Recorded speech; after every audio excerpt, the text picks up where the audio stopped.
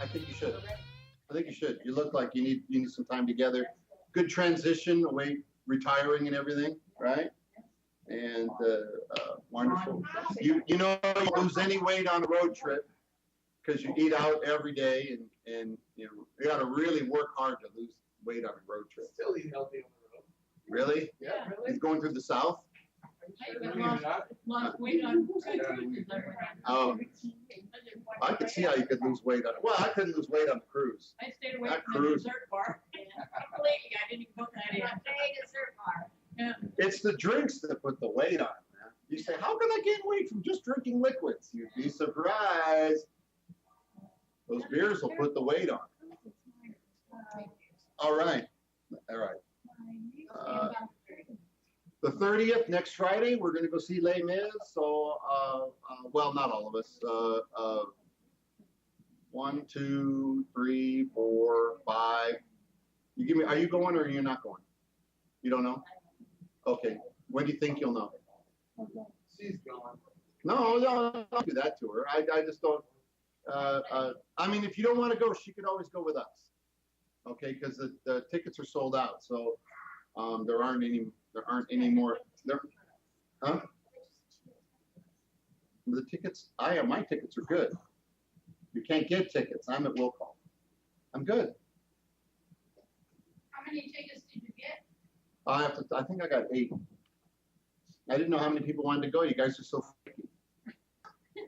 No, I mean seriously, no one really did it.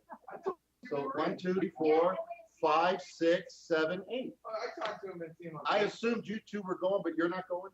Are you going in? Sure. Okay. And Mary? 1, 2, 3, 4.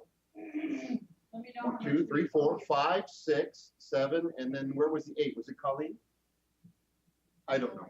8. Homer's working, so that he's not going. And so I got $15 a ticket.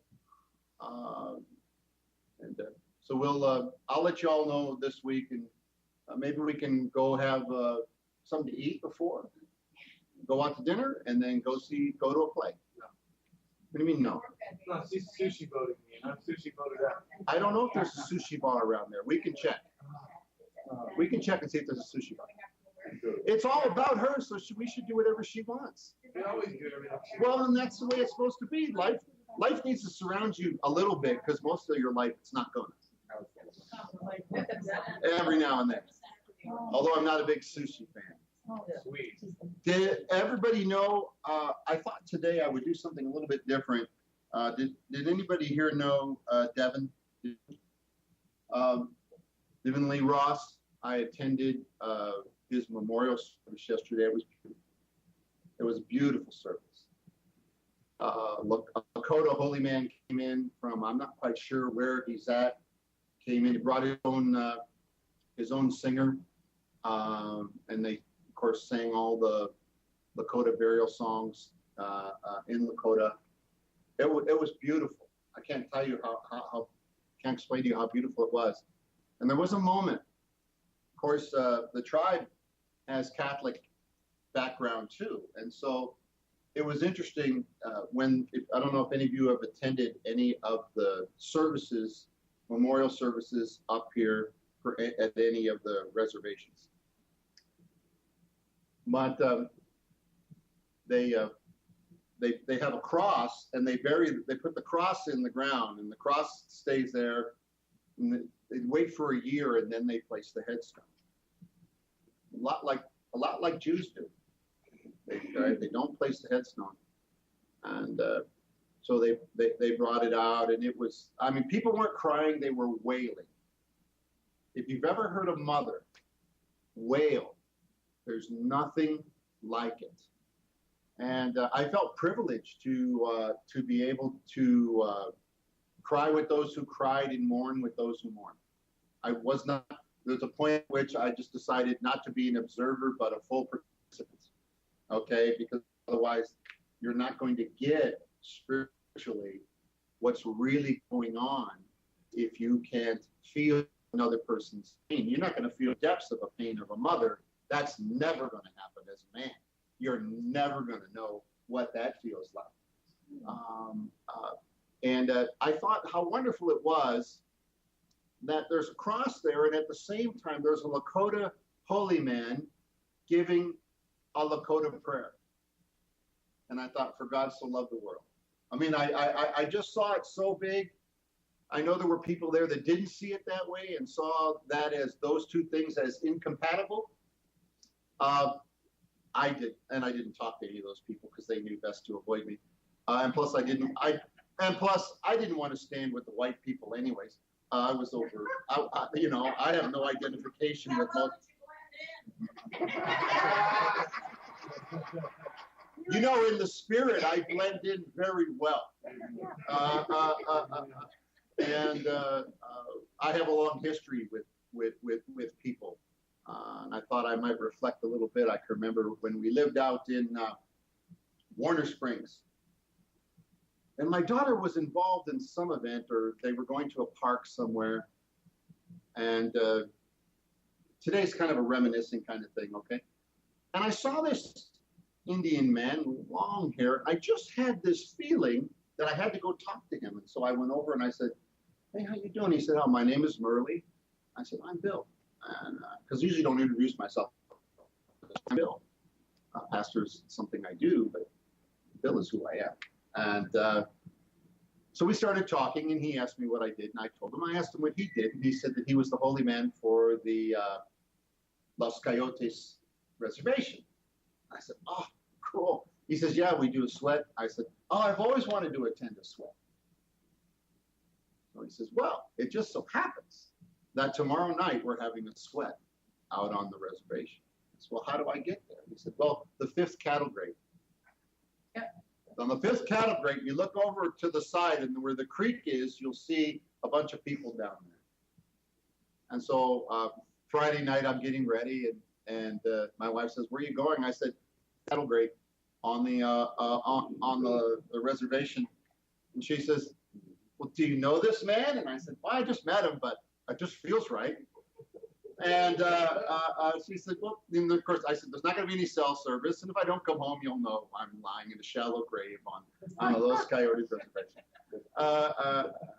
But it was a wonderful time, and that was kind of my first introduction. And the very next Sunday, he brought his people to my service in Oak Grove, and that started this conversation going in my own mind about the things I have in common with other people who are about community and love, and that, because at the same time I still had some rather conservative theological views that I was beginning to free myself from. And then I moved up to cowboy country, that beautiful upscale RV park, and I was there for a couple of years, and when I first went there, people said, "Avoid that guy over there." His name was Wild Bill. They said, "Whatever you do, avoid him." And well, by that time, I started integrating, walking out into the woods and sitting on the ground and praying. I started integrating nature into my spirituality. I made myself a walking stick, and I had my walking stick for many years from when I was a boy in New York. A boy in Pasadena. And I began to integrate the earth and sitting on the earth, and I began to integrate more things into my spirituality. He would always watch me walk into the red shank. And one day, I wasn't going to bother him. And one day he said, he come alongside and he said, "What do you do out there? Because you walk into the red shank and you're gone for hours. What do you do?" I said, "Well, would you like to come with me?" He said, "Well, yeah." I said, "Well, come on." So I took him out to one of my secret spots. I had many secret spots out in the red shank. And so eventually he made me, because of that, he made me a prayer feather, which was cool. And so I incorporated the feather into my prayers. Now I'm not doing anybody else's ceremonies. I'm still praying to the God I know. But these things, I just figured, oh, God was putting me in touch with all these different people for a reason. And that I had to listen. I don't know what it is. I was trying to, God speaks to you in ways that a lot of times aren't. Sounds like a car alarm. It could be a car alarm. All right, don't worry about it. Someone will figure it out. Already on. All right. So then I moved back here on the mountain, and a young man and his mother was attending, and the sister was attending the services when we were over in Oak Grove, and his name was Thomas. And then Thomas made me a rattle, which was their primary instrument of music, the kawiyas, where they weren't big into drums. They were big into rattles. And so he made me a rattle from a gourd that grows in this area, and it's real cool. Everything here, and he dried it out, and he found the certain beans. I don't remember what is in it that makes the noise, but and it just started this conversation with Native American people. And so I thought today, because of honoring Devin Lee Ross, that I would share some Native American spiritual wisdom from people who had written throughout the history of this continent. Okay, and there's some pictures in here if any of you want to look at them afterwards. So anyway, but I wanted to read this little poem that was inside. I think he was 13 or almost 14, so very, very young. Got sick, did the male thing. I'm okay, until whatever it was he had got too far progressed, and then they couldn't get it back. It was a terrible tragedy. And it says, God saw you getting tired. God saw you getting tired, and a cure was not to be. So he put his arms around you and whispered, come to me. With tearful eyes, we watched you and saw you pass away. And although we love you dearly, we could not make you stay. A golden heart stopped beating, hard-working hands at rest. God broke our hearts to prove to us he only takes the best. And it was a beautiful ceremony. It's not the first Lakota burial ceremony I've attended. It's my third one.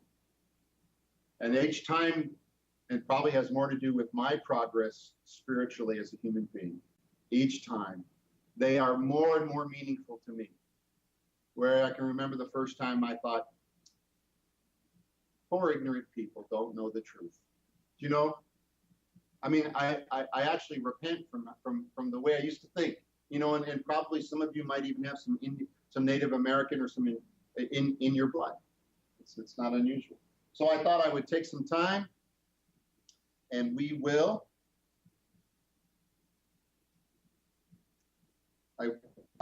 I posted in the Anza bulletin board that today, in honoring this young man, that I would only read from Native American wisdom. And somebody posted, I thought you were a Christian pastor. And of course, I immediately deleted his stuff and deleted him because I have no time for conversations. I cannot convert the ignorant. It doesn't happen that way. Okay, it's just, and then some other people came on and I had a conversation with them. And I said, I'm just not interested in those. I'm just not interested. Your question alone is so insulting. You know what I mean? As if other people in the world don't have wisdom. I kind of prefer the simpler wisdom now, to be honest with you. I think most of the theology is just, I was watching a guy who I used to really, really enjoy, and I still do to a certain extent. He's explaining his system and how this works with that and prayer works with that. And he's explaining it with all this complex philosophical Greek, pseudo-Greek language. And I got about halfway through and I said, this is so boring. What has any, and one man asked a question which kept me in. He said, yeah, but how does this make it real in my life? You know, he said, this, I agree with you intellectually, mentally, but this is not providing anything for my soul. And so the first thing I'd like to read is from Black Elk. He's an Ogallala Sioux. It says, The first piece, which is the most important, is that which comes within the souls of people. When they realize their relationship, their oneness with the universe and all its powers, and when they realize that at the center of the universe dwells the Great Spirit, does that word offend you? That some people call God the Great Spirit? Is that, oh, terrible that they don't use the proper Hebrew name? Doesn't bother me. Doesn't bother you. It doesn't bother me. We'll just keep on reading. Universe dwells the Great Spirit, and this center is really everywhere and is within each of us. It is interesting when you study the wisdom of the Native Americans or the indigenous peoples of this continent. Very non-dualistic. It is what it is. They just learned. It wasn't wild. You know, people came from the east, and they came to the wild lands, and it wasn't wild. There was nothing wild. They lived in harmony. It wasn't wild. Only people who wanted to pave it thought it was wild. It's wild. Let's pave it. You know? And I said, what do you mean wild? That stream's not wild. We know every now and then it rushes on. We move over there. We don't have a fixed place. We live in harmony and balance with it. Ganali Lee, a Cherokee, said this: have patience. All things change in due time. Wishing cannot bring autumn glory or cause winter to cease.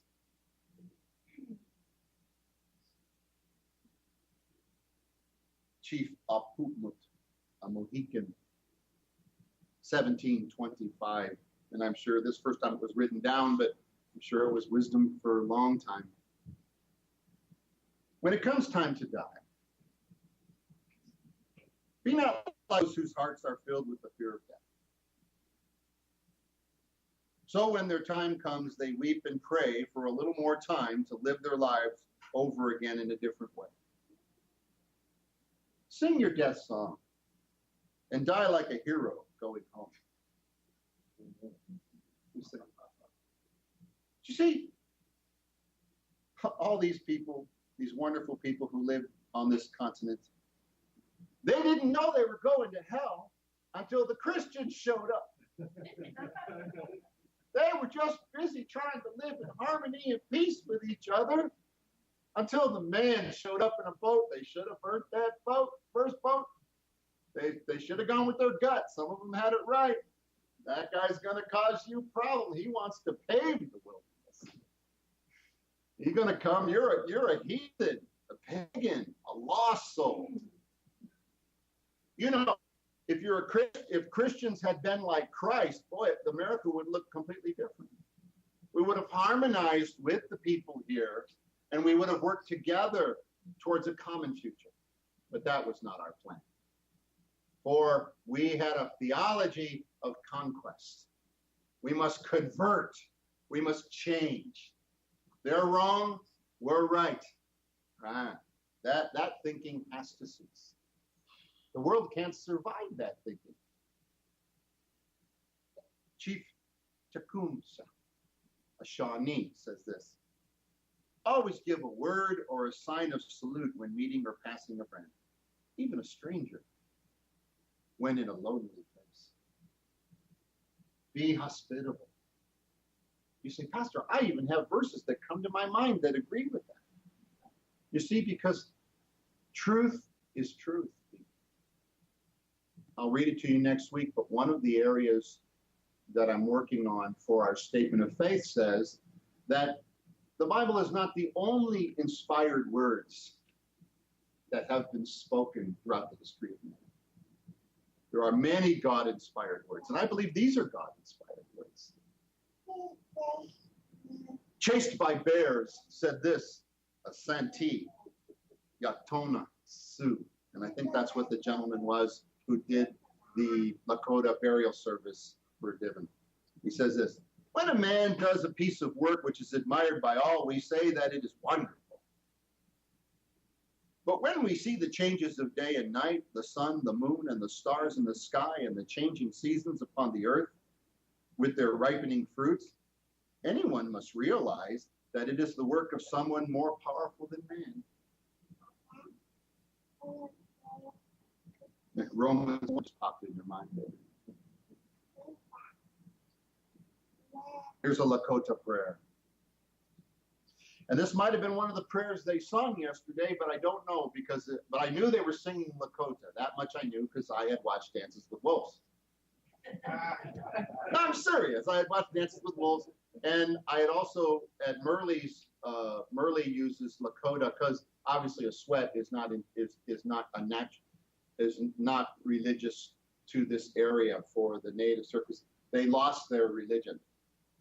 They lost it, right? Oh, someone killed all the holy men. Wonder who, and women, and I wonder who did it. And so they lost it. So they imported from a lot of tribes have imported from the Lakotas because they kept all their holy ceremonies in spite of all this by schools to educate their native humanity out of them. Okay? Now remember, today I'm doing in honor of Devin, and so I speak this way because I think this would be the best way to honor his memory. Right? He's already on that other shore in that far distant land. And I loved it. The Lakota elder said, "Oh, the elders and all from the past have come to greet him." And I thought, that's right. That's so wonderful. Beautiful. Antanka, great mystery. Teach us how to trust my heart, my mind, my intuition, my inner knowing, the senses of my body, the blessing of my spirit. Teach me to trust these things so I may enter my sacred space and love beyond my fear, and thus walk in balance with the passing of each glorious sun.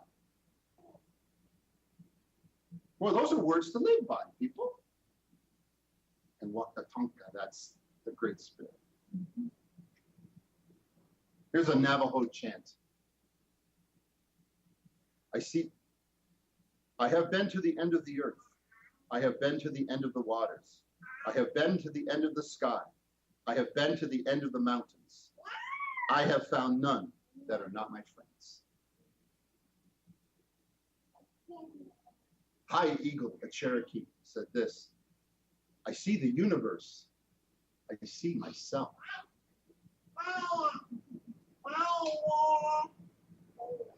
Crazy Horse. When you are at the center within you, and I am that place within me, we shall be one. The two shall be one. Chief Joseph of the Nez Perce. Wonderful story. Now, if you've ever read that story, you should. Wonderful, wonderful story. All men are made by the Great Spirit Chief. They are all brothers. I felt like I was in church, and you know the interesting thing is when the Lakota holy man did the blessing, and he did a blessing spoken English, and he blessed the little Catholic church, and he blessed the people there that didn't believe the way he believed, and it was okay with him, and he said there's only one God. I said, and we are all brothers, and you know, and he said there are many paths to God. Now, there are times I would have had a cow if somebody would have said that. Oh, no, there isn't. But it just didn't bother me. I thought, preach it. Amen. I didn't say that because it was a very solemn occasion. I can remember going up to great-grandma, and I just kept looking at her eyes. It was just endless. The depth of her sorrow was just so deep. I just looked at her, and she said, He was my great-grandson. And I went down to her ear and I whispered and I said, he still is. And the other women around said, yes, yes, yes.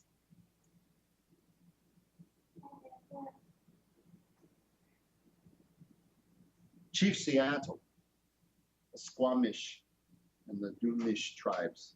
There is no death Only a change of worlds. We believe that. Here's a Pueblo prayer. Hold on to what's good, even if it's a handful of earth. Hold on to what you believe, even if it's a tree that stands by itself. Hold on to what you must do, even if it's a long way from here. Hold on to your life, even if it's easier to let go. Hold on to my hand, even if someday I'll be gone away from you.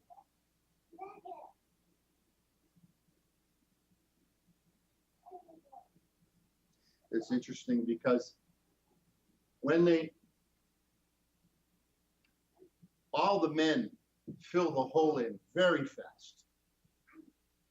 So you go to a ceremony and they put the casket down in the ground, and then there's lots of shovels. And then all the men of the tribe, they fill that. They don't take any time. They all do it together. And then they smooth the ground all around it. And then all the women come and they put all the flowers and everything that everybody brought around it. And then the women bring bolts of cloth. And they put the bolts of cloth over the grave, and then they take it off, and then they make clothing that people wear that year in honor. And it's a very beautiful tradition, and just they know that day you're wearing the clothes that's in honor of your loved one. Beautiful, beautiful tradition. Pueblo prayer. No. Iroquois maxim. In our everyday deliberation, we must consider the impact of our decisions on the next 7 generations.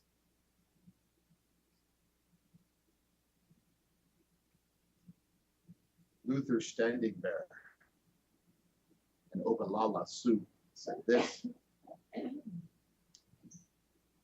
Out of the Indian approach to life, there came a great freedom, an intense and absorbing respect for life, enriching faith in a supreme power and the principles of truth, honesty, generosity, equity, and brotherhood as a guide to relations. Sitting Bull, Hunkpapa Sioux, said this: if the Great Spirit had desired me to be a white man, he would have made me so in the first place. He put in your heart certain wishes and plans, and in my heart, he put other and different desires. It is not necessary for eagles to be crows.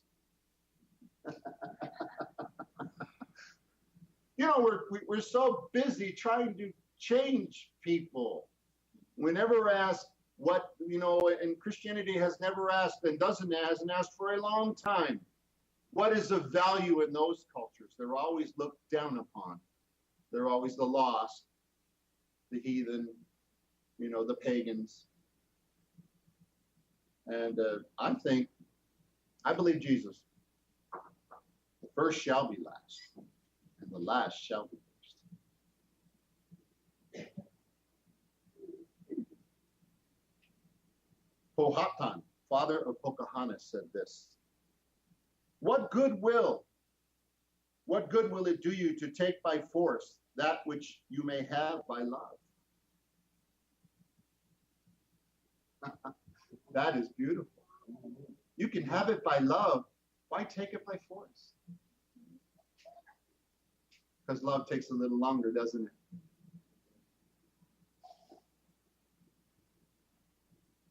Chief Seattle said this: humankind has not woven the web of life. We are but one thread within it. Whatever we do to the web, we do to ourselves.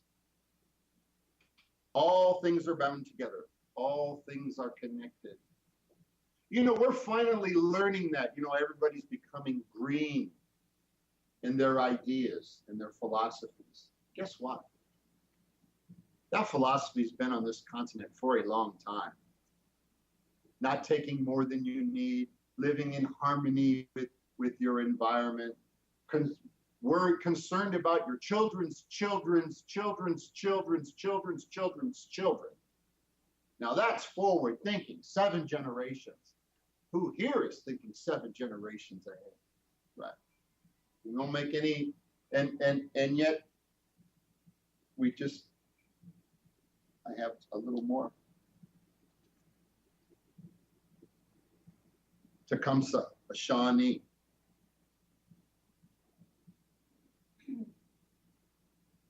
So live your life that the fear of death can never enter your heart. You know, I realized that for a long time, you know, my theology was all about death and fear. And, you know, boogeyman's coming to get you. Trouble no one about their religion. Respect others in their view. And demand that they respect yours. Love your life. Protect your life. Beautify all things in your life. Seek to make your life long and its purpose in the service of your people.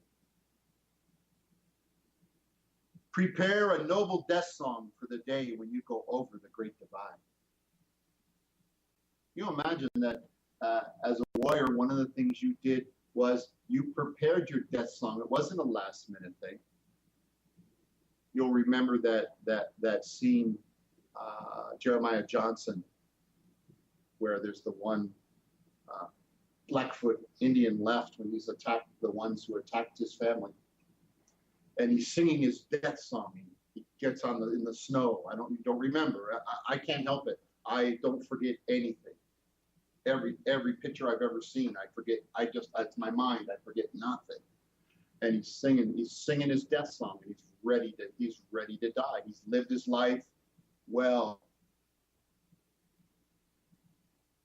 Of course, we have a theology that says it doesn't matter how well you live your life if you don't think the right stuff. It's really silly, and it creates hypocritical people.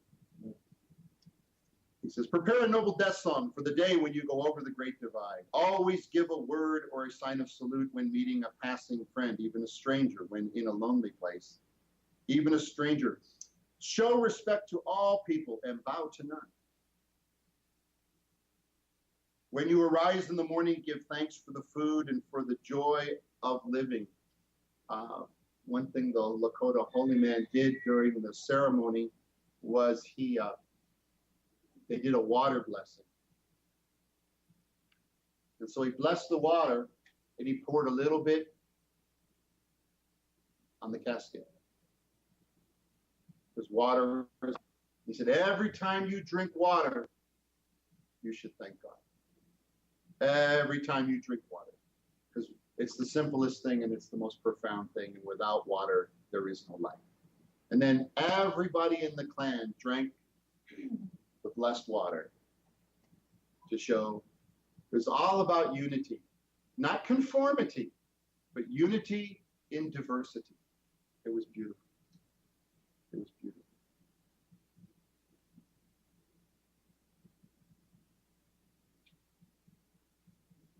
If you see no reason for giving thanks, the fault lies only in yourself. Abuse no one and nothing. For abuse turns the wise ones into fools and robs the spirit of its vision. When it comes your time to die, be not like those whose hearts are filled with fear of death, so that when your time comes, they weep and pray for a little more time to live their lives over in a different way. Sing your death song and die like a hero going. That was the full. It's amazing how much these guys said. You only wish that way back there would have been writing, you know. And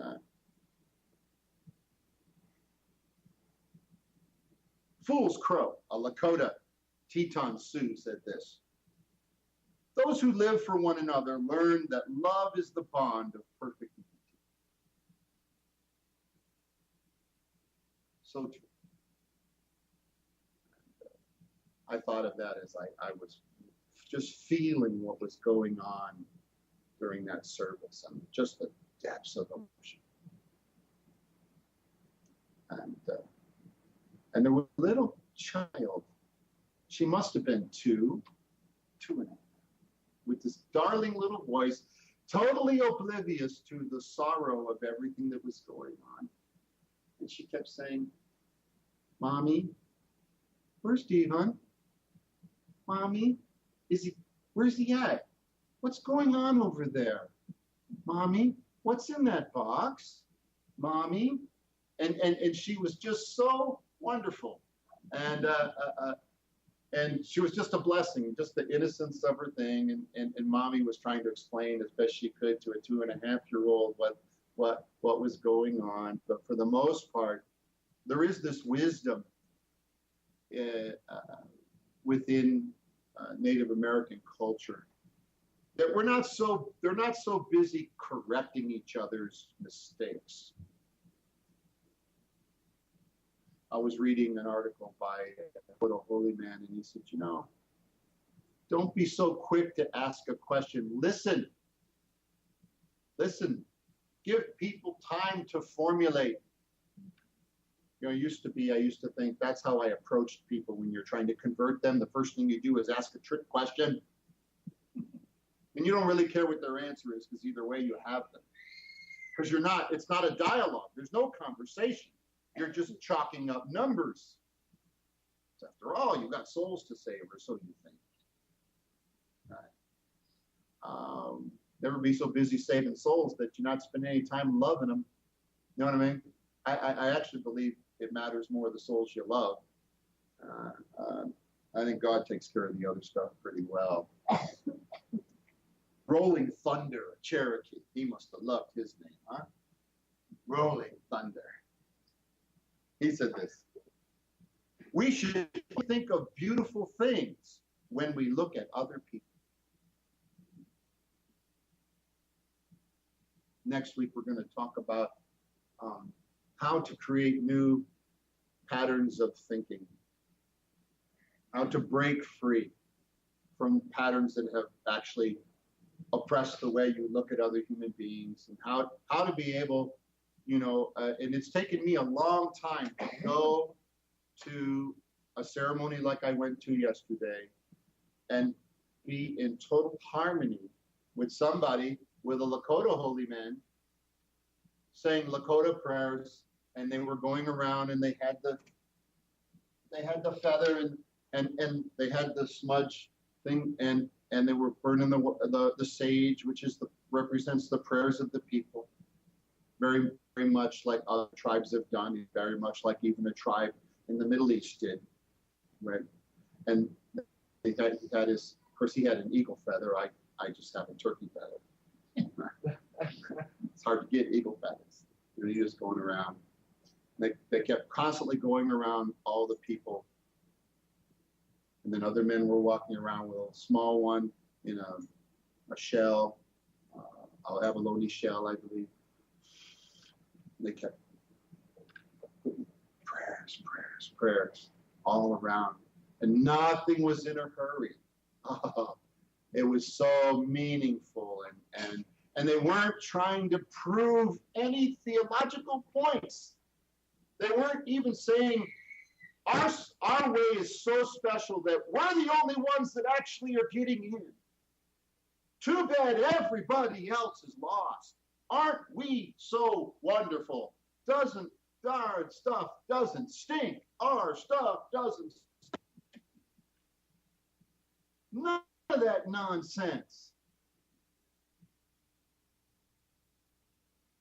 None of that nonsense. Or like what happened in another place where the man doubted that the young man was saved, and doubted whether that young man actually, and I'm sure there were people at the ceremony yesterday who doubted likewise, and I'm sorry for their fearful religion and for the prison that their minds are in, and for what they think they possess as truth, which is that actually just a kind of religious deception, and so they kept going around, and it was just love, and everything was so gracious. And we think everybody who comes here, no matter what you believe, and they pray for didn't matter. You were there. You were part of it. It didn't matter. And they just kept blowing the smoke around. And I thought, this is so wonderful. And all the time, there's the cross sitting in the ground. Right? Because it's bigger. It's so much bigger than, you know what I mean? And it didn't bother them. And they could incorporate both, and it didn't matter. Although I am never going to steal another person's ceremonies. That's wrong. Wrong. And I'm just here to honor today. I am not here to represent. I would never steal another person. If I want to go to their ceremonies, I go and I experience it. I would never take another person's ceremonies. Although some of their prayers are pretty good. Rolling Thunder. No. Back to Kumshas, the Shawnee chief. Live your life that the fear of death never enters your heart. Love, do what you want. We will close with a Lakota prayer. It was translated by Chief Yellowlark in 1887. O Great Spirit, whose voice I hear in the winds, and whose breath gives life to all the world, hear me. I am small and weak. I need your strength and wisdom. Let me walk in beauty and make my eyes ever behold the red and purple sunset. Make my hands respect the things that you have made, and my ears sharp to hear your voice. Make me wise so that I may understand the things you have taught my people. Let me learn the lessons you have hidden in every leaf and flower. I seek not to be greater than my brother,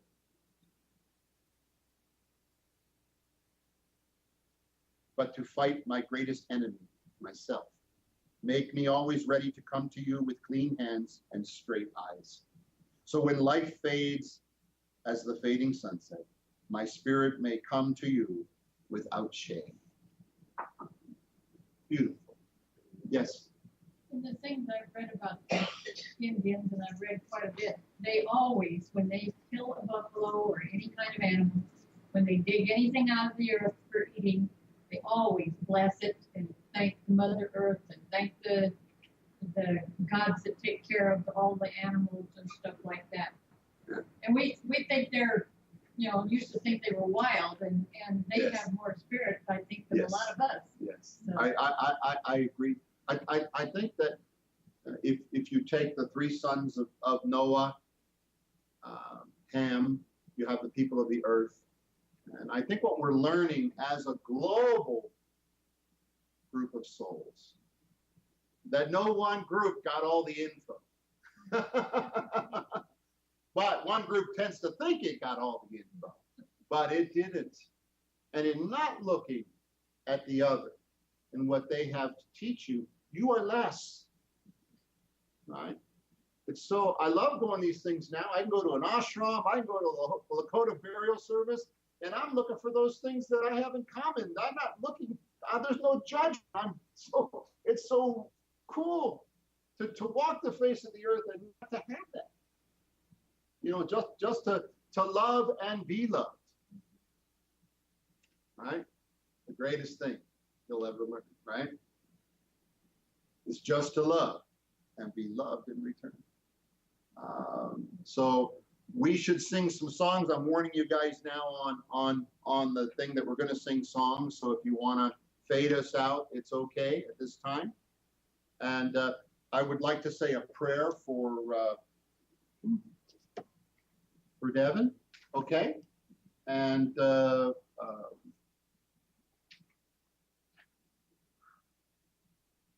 Father God, we give you thanks. We know that you are a spirit.